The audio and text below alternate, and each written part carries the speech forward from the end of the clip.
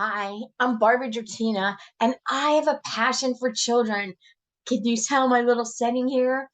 So many of you do not know me as an educator, but I have been a lifelong educator, and my background actually is in early childhood education.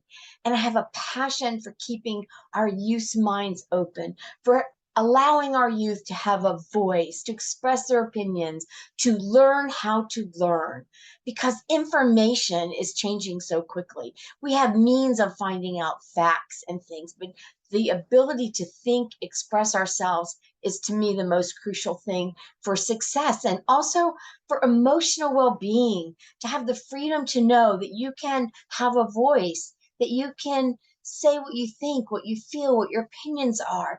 And children at very young ages, they are wide open. They don't start getting shut down until people start shutting them down. And my goal is to keep them open. So I had the opportunity to start teaching English as a second language through a company that was affiliated with China. And so I had hundreds of students over about a 4-year time frame. Every 25 minutes, a new student, and they loaded the material. And the material is very rote, so it is learning the alphabet, very certain sentence structures, but I love bringing out the children. Each and every one of them expresses themselves so differently. And so something happened, and the Chinese government shut down having foreign teachers teach their children. And the parents were not happy. And so several of them, we were able to connect on WeChat before it all went dark. And I had a mother that had been in the United States, and I taught her son independently. And she's an international um, uh, vice principal of incredible schools. And so we've been associated with each other. And so she's referred some people to me, and I've been teaching her son for about 4 years. And so I went out on my own, but I went out on my own teaching the way I want to teach. Everyone can learn all of the phonics and all the rudimentary things, but I found that they're not able to put them into sentences, or the frustration they had only having limited vocabulary and not being able to express themselves. So I've been teaching independently for about the last year and a half. And one parent refers another parent. And I want to offer this to others. I have to say, the time difference is very challenging with Asia because it's a 12-hour difference. And now, when the daylight savings time goes away, it's 13 hours different. So I'm up at 5 o'clock in the morning. The earliest I will teach. The earliest I'm teaching right now is 7 a.m., and it will turn into 6 a.m. And so I realize that that is my superpower, is to bring out children. And I think it is the most important thing right now, so that children can express themselves. They have a voice going forward in their life. We are all seeing what's happening to our youth. And I've had a personal experience there that has made this passion even stronger for me. So my main business is a health business and a health relation business, but I love to keep my finger on teaching. And I'd love to share with you what I do, because you may want your children to experience this. And I would like to have more of a market in the US or some other international countries. And I love I've lived overseas, and I love diversity and honoring everyone from where they are, what their thoughts are. I help them with sentence structuring. I take the vocabulary from the words that they are using, because those are the words that are important to them, whether they like animals, art, their family, traveling.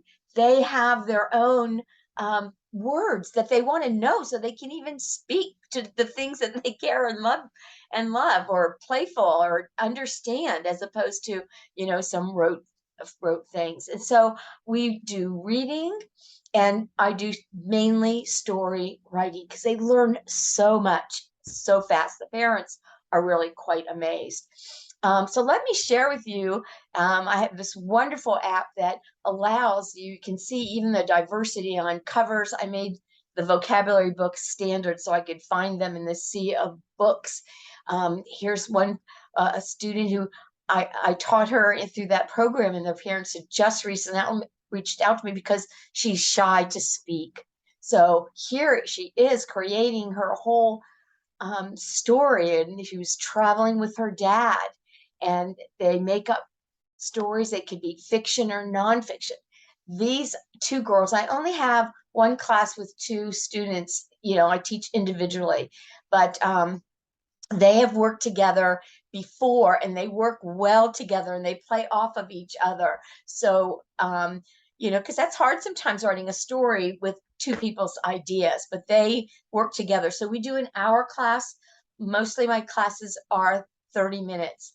And since the Olympics were just in China, we had the idea of, and they love animals, and we created an idea of, kids have imagination. I just have to ask questions, stimulate them, allow them, or give them some stimulating words. And so we created Animal Olympics, and it's really based on the Olympics. So, we talked a little bit about the Olympics being in Hangzhou, and the animals have to come from all over the world in different countries. They have to create, you know, places for those animals to thrive, and to keep training them until they have their race. And we used actual picture off of YouTube or Google, the internet, for the opening ceremonies, and they picked different animals, and we found pictures on the internet that would sort of represent racing, different kinds of animals. My friend does agility dog training in my health business up in the Ocala area, and so I learned about that from her, and we found pictures, and they've just been having so much fun with it. And this book might go on forever. And compared to the books that they had started off with, they've grown so much.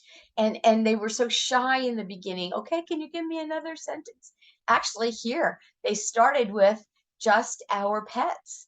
Look at these sentences coming from this to what they're writing about the Olympics. Um, and starting with what they know and familiar with allows them to open up. And one of the girls, she loves horses, and she wrote this elaborate story about horses. And it's fiction. And her mother, their educators, her parents, couldn't believe that she was able to write a story like that. And then they read those words because those are their words. She also wrote this story about the little hedgehog. And hedgehog being a friend, a best friend, being with a fox. Let's see, I think I skipped that picture. So you get the idea, the scope of things.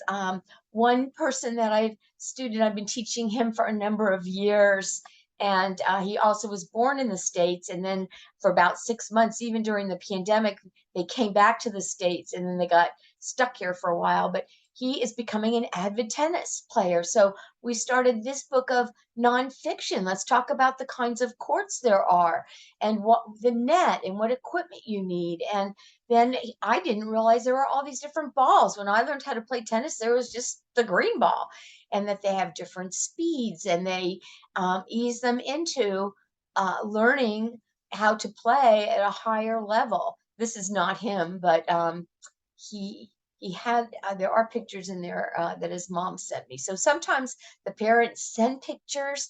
um, this is one that I was just showing you, but then she's going to be in a dance recital.